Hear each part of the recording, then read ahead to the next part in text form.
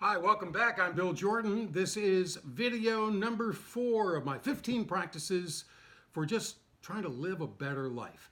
Embrace the boom. Again, what does that mean? If this is the first video you've seen on this, baby boomers, like 75 million of us, 75 plus million in the United States alone. They're also in the UK, they're in Australia, they're in New Zealand. We're everywhere. We're everywhere.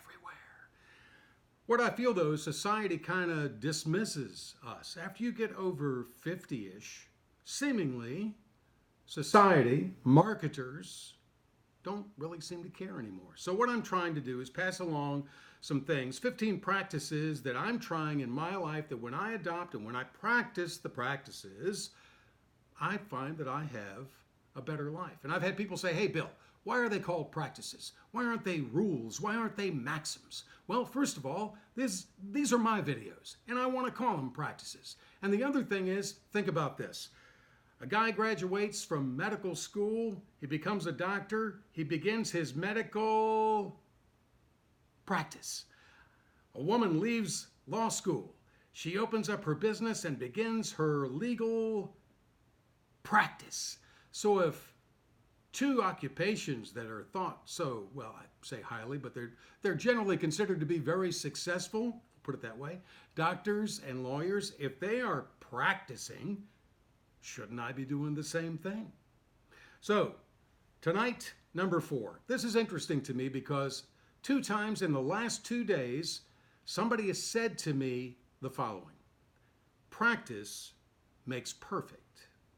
And what do we think? We have all heard that. And many times, without thinking about it, we just go along with that. Yep, I need to practice. Practice makes perfect. Let me ask you this. If you're taking piano and you're practicing a piece for a recital, but you're practicing it and you're hitting all the wrong notes, practice all you want. Practice is not making perfect. Practice makes permanent. Perfect practice makes perfect. But just practice, that makes permanent. And I think, at least for me, and remember, these practices are mine.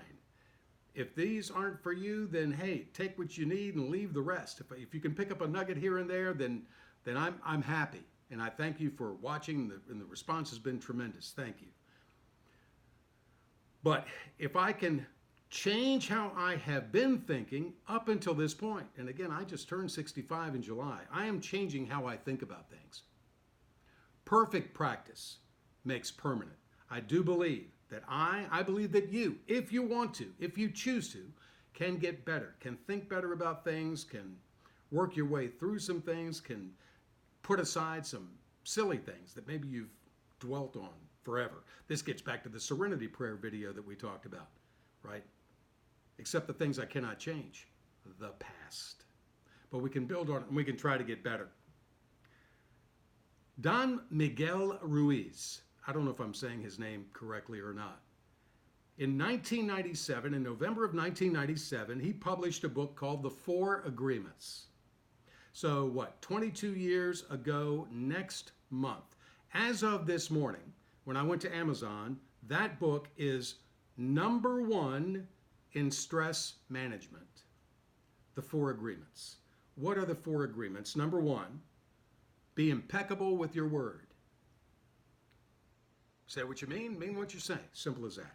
Number 2, don't take anything personally. Number 3, don't make assumptions. And number 4, always do your best. The one that I am adopting is one of my practices because I think it's the toughest of the 4 is take nothing personally. Nothing. And that's almost hand in hand too with his don't make assumptions. We may assume that someone's slighted us or they are insulting us. Really, it reflects more on them, does it not? And while I am not a psychologist, nor did I stay in a Holiday Inn Express last night, I do know of a psychological principle known as projection, where someone accuses you of a trait that they themselves possess. So consider that. A simple idea, right? Take nothing personally. It sounds so simple. It is hard to do. Because if it's a stranger saying something to you, whatever. They don't know me. But if it's a friend, if it's a loved one, if it's a family member, they say something or do something, it can be hard to not take it personally. Say, for example, a friend doesn't invite you to a party. Well, there's probably a reason for that. You can always ask them after the fact, hey, did I do something? Can I make amends? Do I need to make it up to you somehow? If they really don't want you around, if they don't want to be in your company, do you want to be in their company? I mean, I hate to sound like that, but if you can avoid a hassle, that should be another rule. I should add that. That'll be on my second list that I come up with. Avoid hassles. But don't assume that somebody says something that it was a slight. And another thing that I think that I tend to do, if somebody says something, I will say, oh, I know, you think I'm crazy. I will assign to them what I think they're thinking. They're probably not thinking anything like that.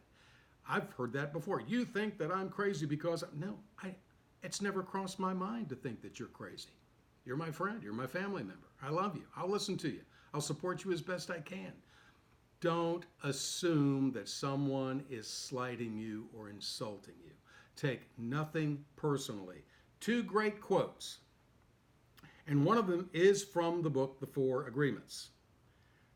Again, simple notion, hard practice.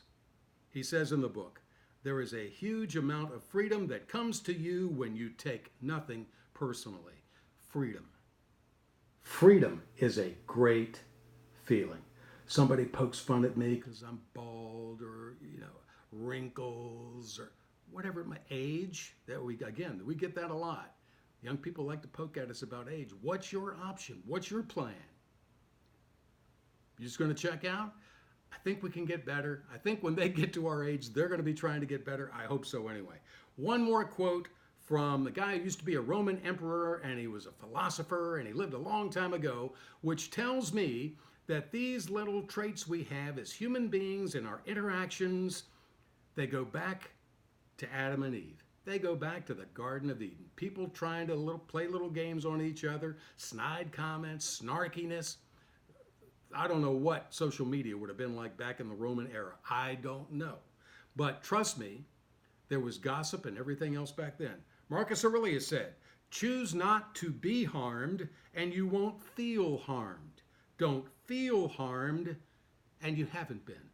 So this is where the practice comes in. Next time you feel slighted, you feel like somebody has insulted you, tried to put you down, something about your clothes or your hair or something absolutely silly, catch yourself. Is it really important to respond to this?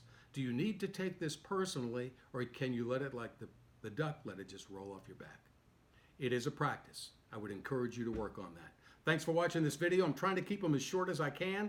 I've got 15 things in mind, 15 practices of mine. I cannot thank you again. I thank you so much for the support that I've gotten from this, the kind comments. I've heard from 2 old radio buddies in the last couple of days who have seen a couple of these and are kind of cheering me on, and that means more than I could ever say. This embrace the boom notion has really lit a fire in me. A fire that has not been there in a long time. I may have mentioned that before. It feels so good to get up in the morning and feel like, okay, I got to do this video later. What am I going to talk about? How am I going to talk about it? I may know what the practice is, but I try to craft this thing so it makes sense. So hopefully this has made sense. Please click like if you do like it. If you don't like it, And of course, I always welcome your comments, and click the share button if you think that somebody in your friends list or some business associate of yours may get some wisdom or a tidbit or two that they may be able to use. And I appreciate it. Until tomorrow, live your life, forget your age, and embrace the boom. Thanks for watching, y'all. Check you tomorrow. Have a good night.